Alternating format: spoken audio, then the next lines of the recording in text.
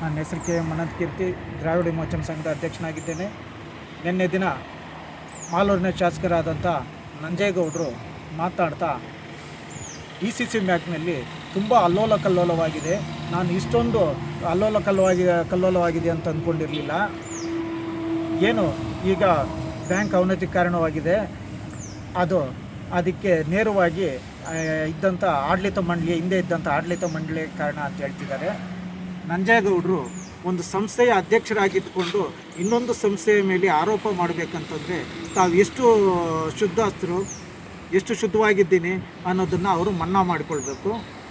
ಇದೇ ಅವ್ರ ಜೊತೆಯಲ್ಲಿ ನಿನ್ನೆ ಬಂದಿದ್ದಂಥ SN ನಾರಾಯಣಸ್ವಾಮಿಯವರು, ಬಂಗಾರಪೇಟೆ ಶಾಸಕರಾಗಿರುವಂಥ SN ನಾರಾಯಣಸ್ವಾಮಿಯವರು ಇವ್ರ ವಿರುದ್ಧ ಹಲವಾರು ಕೋಟ್ಯಾಂತರ ರೂಪಾಯಿ ಹಗರಣಗಳ ಆರೋಪ ಮಾಡಿದ್ರು.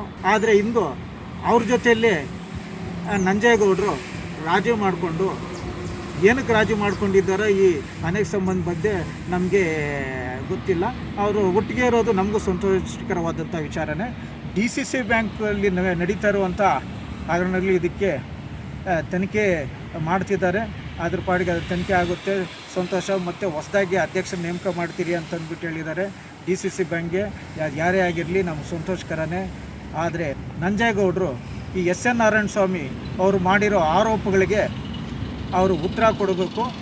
ಇವರು ನಂಜೇಗೌಡರು ಶುದ್ಧಾಸ್ತರು, ಅವ್ರು ಸತ್ಯಹರಿಶ್ಚಂದ್ರರು, ಅವ್ರು ಏನು ಯಾವುದೇ ಹಗರಣದಲ್ಲಿ ಇದಾಗಿಲ್ಲ, ಪಾಲ್ಗೊಂಡಿಲ್ಲ, ಯಾವುದು ಕೈ ಹಾಕಿಲ್ಲ ಅಂತಂದ್ಬಿಟ್ಟು SN ನಾರಾಯಣಸ್ವಾಮಿಯವರು ಹೇಳಿದರೆ ನಾವು ನಂಬ್ತೀರಿ. ಅಲ್ಲಿವರೆಗೂ ನಂಜೇಗೌಡರಿಗೆ ಈ DCC ಬ್ಯಾಂಕ್ನಲ್ಲಿ ನಡೆದಿರೋಂಥ ಆರೋಪಗಳಿಗೆ ಏನೋ ಒಂದು ಹೇಳ್ತಿದ್ದಾರೆ, ಆರೋಪಗಳಿಗೆ ಮಾತನಾಡೋದಕ್ಕೆ ಅವ್ರಿಗೆ ನೈತಿಕತೆ ಇಲ್ಲ. SN ನಾರಾಯಣಸ್ವಾಮಿಯವರು ಆದಿಯಾಗಿ ಮಂಜುನಾಥ ಗೌಡರು, ಸಾಮಾಜಿಕ ಹೋರಾಟಗಾರರಾದಂಥ ಯಾರು ಗೂಳಿಗಾನಹಳ್ಳಿ ನಾಗರಾಜು, ವೆಂಕಟಾಚಲರವರು ಸುಮಾರು ಜನ ಆರೋಪಗಳು ಮಾಡಿದ್ದಾರೆ. ನೇಮಕಾತಿಯಲ್ಲಿ ಹಗರಣ ಆಗಿದೆ, ಲಂಚ ಸ್ವೀಕಾರ ಮಾಡಿದ್ದಾರೆ ಅಂತಂದ್ಬಿಟ್ಟು ಅದು ಸತ್ಯವಾಗಿದೆ. 512 ಕೋಟಿ ಹಗರಣ ಆರೋಪ ಮಾಡ್ತಾರೆ. ಯಾರು? ಗೂಳಿಗಾನಹಳ್ಳಿ ನಾಗರಾಜು ಮತ್ತು ವೆಂಕಟಾಚಲರವರು. ಏನೋ ಕೆಲಸಕ್ಕಾಗಿ ಒಬ್ಬ ಅಭ್ಯರ್ಥಿ ಹತ್ರ 20-30 ಲಕ್ಷ ರೂಪಾಯಿ ವಸೂಲಿ ಮಾಡಿದ್ದಾರೆ. ಮತ್ತು ಪರೀಕ್ಷೆ ನಡೆಸಿದ ಅಭ್ಯರ್ಥಿಗಳು OMR ಪ್ರತಿ ಅದಲು ಬದಲು ಮಾಡಿದ್ದಾರೆ. ಆಯ್ಕೆ ಪ್ರಕ್ರಿಯೆಗೆ ಹಿಂದುಳಿದವರ ಅಧಿಕಾರಿಗಳನ್ನ ಯಾರನ್ನೂ ಆಹ್ವಾನಿಸಿದಿರೇ ಆಯ್ಕೆ ಪ್ರಕ್ರಿಯೆ ಮುಗಿಸಿದ್ದಾರೆ. ಹೊರ ಜಿಲ್ಲೆಗಳ ಅಭ್ಯರ್ಥಿಗಳಿಗೆ ಆ ಜಿಲ್ಲಾಧಿಕಾರಿಗಳು ಸಿಂಧುತ್ವ ಪತ್ರ ಕೊಡಬೇಕು. ಆ ಪತ್ರ ನೀಡದಿದ್ರೂ ಸಹ ಅವ್ರನ್ನ ನೇಮಕಾತಿ ಮಾಡ್ಕೊಂಡಿದ್ದಾರೆ.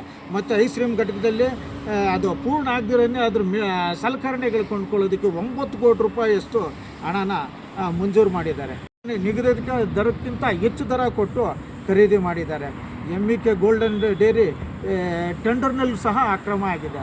ಇಷ್ಟೆಲ್ಲ ಅಕ್ರಮಗಳು ಇಟ್ಕೊಂಡು ಇವ್ರ ಮೇಲೆ ಇಷ್ಟೆಲ್ಲ ಆರೋಪಗಳು ಇದ್ದರೂ ಕೂಡ ಇವರು ಸತ್ಯಹರಿಶ್ಚಂದ್ರರಂತೆ ನಂಜೇಗೌಡರು ಪೋಸ್ಟ್ ಕೊಡ್ತಿದ್ದಾರೆ. ನಂಜೇಗೌಡರು ಬೇರೊಬ್ಬರ ಮೇಲೆ ಆರೋಪ ಮಾಡಬೇಕಂತಂದರೆ ಅವರು ತಾವು ಎಷ್ಟು ಶುದ್ಧಾಸ್ತರು ಅನ್ನೋದನ್ನು ತಿಳ್ಕೊಬೇಕು. ಮೊದಲು ಅವರು ಸಂಸ್ಥೆನ ಸರಿಪಡಿಸೋವಂಥ ಒಬ್ಬ ಅಧ್ಯಕ್ಷನ ನೇಮಕ ಮಾಡಲಿ, ಉಪಾಧ್ಯಕ್ಷನ ನೇಮಕ ಮಾಡಲಿ.